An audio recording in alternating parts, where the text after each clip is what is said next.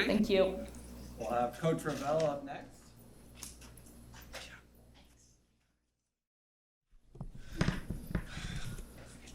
Are we going straight to questions? If you want to give an opening statement, I don't see that. Well, this is a really exciting time for Nebraska softball. The talent that Jordy brings from an athlete's perspective is unmatched, right? But I think you just heard the human being that we're adding to this already really high character team. And the timing for her coming into this program, I think, is actually perfect. This culture is healthy. It's really healthy. It's vibrant. A lot of people have done a lot of work to get us here. We've had 2 really strong years on the field, and you add an arm like Jordy Ball with the returners that we have that have had a lot of success on the field. It's an exciting time for Nebraska softball, and it's an exciting time for our staff and those that get to take the field with her. Rhonda, you kind of touched on this in talking about her as a person, but you've known her since she was coming to camps, middle school, elementary school? So what's it like for you to watch her in that moment that you just did the last 10 minutes? Well, that's a great question. Thank you for asking that. I was trying to remember, it was 12 or 13 when I first met Jordy, and I think I even heard about her before that. And the thing is yes, she's matured as a young woman, but she was that person then. I remember very distinctly one time her saying, "Coach, I can't come to this camp." She talked about her love and her affection for her brothers. That's really true.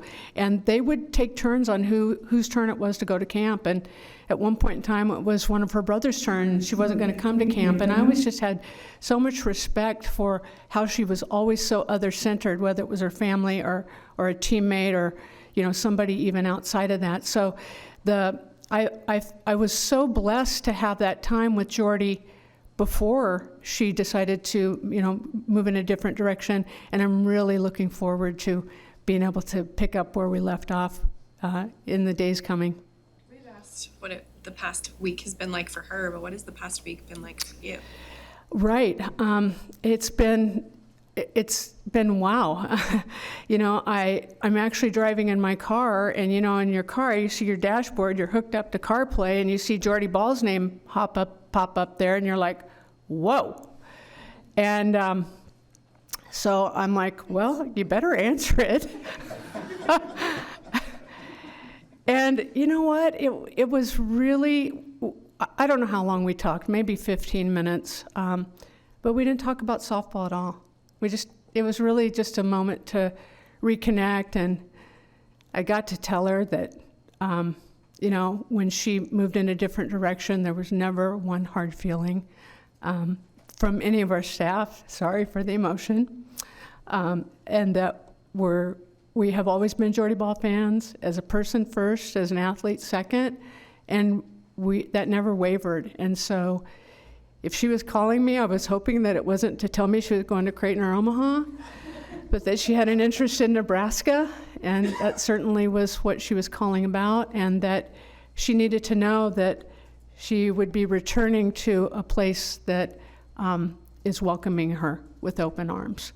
And so that was the start of it. And then, how on that same dashboard, you see your phone blowing up because she had made her statement, and then it's like from there. Full disclosure, I'll tell on myself. I'm driving back from a funeral that I had attended in Iowa, and I missed my turnoff like 6 times. I used, I think, a whole tank of gas driving back and forth in Iowa. So there was just a lot going on. So I'm kind of telling a little story on myself there, but. What kind of impact can a player of her caliber, who also is from the state and wants to be a Husker, what kind of impact can she have on your program and also the state, softball in the state? Well, I think we need to start with even bigger than our program, right? Because, she just, the way you heard her, she's tremendous in front of the media. She's a tremendous ambassador for Nebraska. That's the one thing I've always known about Jordy. I've coached a lot of young women that call Nebraska home, and I remember telling our staff when she committed, back when she was an 8th grader, I don't there have been very few that have rivaled how much she's loved her home state, her home city, Papillion. So I just think what she brings from the inside out is really, people talk about generational athletes, but she might be a generational force for the University of Nebraska. And I think one of the biggest things is wherever she goes, she's going to earn that respect and that kind of attention. I think that as a mama bear, I want to make sure we protect her so she can focus on achieving all the goals she wants to achieve as a student athlete here too. Seeing her career play out over the past couple of years at Oklahoma, just how have you seen her kind of develop, just I guess as a player, just kind of watching from afar over these past few years? Well, I think she's been on her natural progression. She was so good. She was so good as an 8th grader. That's why I knew of her really early. I remember getting a phone call from her pitching coach, Darren Dubsky, and saying, I've got one that's really different.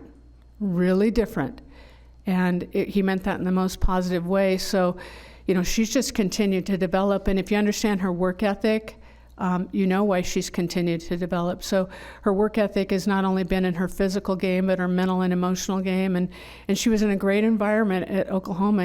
That championship mindset is real. And I look forward to leaning in and learning from her about what she learned down there. Because if we're constant learners, I'm gonna try to figure out some things that have really helped her along the way.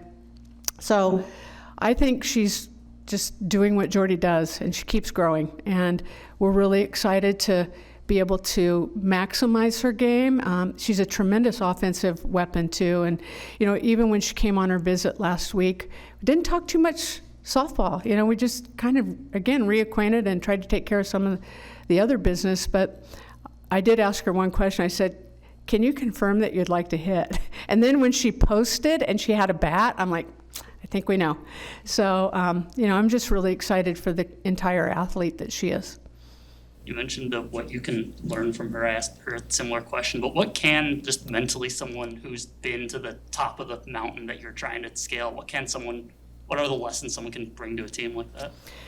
Yeah, I don't think it happens over a day or one conversation. I think it's just going to be felt and infiltrated, within our team in little micro conversations or just, interacting with their teammates. I will tell you, it was really exciting. We came last week, she came on Wednesday, and we were going to have lunch at the training table. And like she said, she not only played with some of these players, but played against many of them. And the ones that are still in town are basically our Nebraska kids.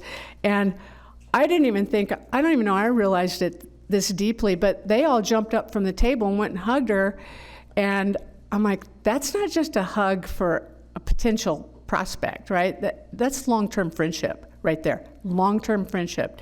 And then I was talking to Billy and Brooke's older sister, Nicole, in Kansas City as I was recruiting this weekend, and she said, yeah, Jordy was in my wedding. I'm like, who knew that? So there's just a lot of years and a lot of layers to how already she's been a part of our program in one way or another. Have you heard from any players who want to transfer here? Has that happened in the last week? I don't know what I'm allowed to say, but we're still prospecting. Let's just put it that way. Have you and Trev talked about how many bodies you're going to possibly be able to get in bowling next year? Trev and I had a meeting yesterday about that very thing, and been meeting with Keith Zimmer, our sport administrator, and I know that there's a plan in place. I think we're working through the details, but what a great problem to have, right? Just so exciting. I know that bowling right now is capacity at 2,500. I know, we're going to have to obviously up that because we want anybody that wants to be in that stadium to be able to fit in that stadium. So we're going to do our best to make sure we can accommodate that. Talking about how you're going to use her, obviously you're going to pitch her. You talked about her being somebody that wants to hit as well. You use pitchers two ways, as pitchers and hitters more than most. Why is that? Well, I think I don't know that it's been by design like, we're going to use a pitcher two-way. I think when you see an athlete and if they have athletic talent on both sides of the ball, then absolutely we're going to utilize that talent. And there's just a long history of that. I'll go back, of course, we could most notably go to Courtney Wallace this year, and we paced her a little bit, but we can go back to Tatum Edwards, and if you recall that 15-inning game against Florida, Tatum started.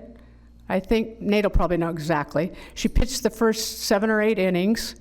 We brought her out. We thought she was fatiguing a little bit. We put her in left field, and then Emily Lockman threw 3 or 4 innings, and then we bring Tatum back into pitch. All the while, the reason we put her in left field, she was a great athlete, but we couldn't afford to take her bat out of the lineup. I think she was hitting leadoff for us that particular year.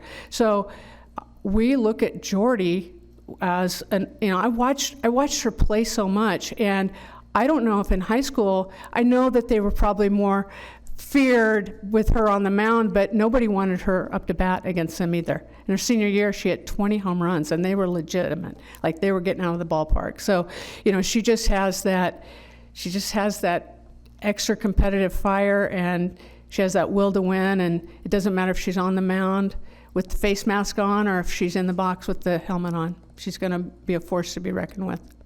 She said she wants to hit more. She loves hitting. She loves hitting. So I don't think she's going to argue with that opportunity to be in our lineup, to earn a spot in our lineup.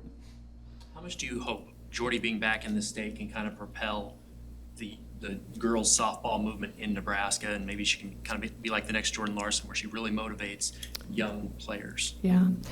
I think that Nebraska softball at the state level, whether it's high school or club ball, is really healthy and growing and vibrant, as you can tell by some of the really quality student athletes that are coming out of Nebraska. But I think the Jordy Ball effect is real. I know she's so humble and full of humility that she probably doesn't even like me saying that. She'd probably kick me but I think it is really real, and I think that's exciting because, that's what she wants to do. She wants to help grow the game, and she's going to help grow the game, and then it's going to give others a platform to continue to grow the game, because she's going to open so many doors for not only herself to have opportunities to grow the game, but for so many other Nebraska student athletes. How do you plan to guide and manage a high-profile athlete like her? Matt Smith is my guy. So I called Matt. I said, Matt, Matt and I have been working together for 20 years. Said, I'm going to need your help here. Had a lot of conversations with Keith Zimmer, our sport administrator, and even when Keith and I met with Trev yesterday, we touched upon it, because that's going to be really important, and we're going to just navigate it day by day. Anything else? Coach?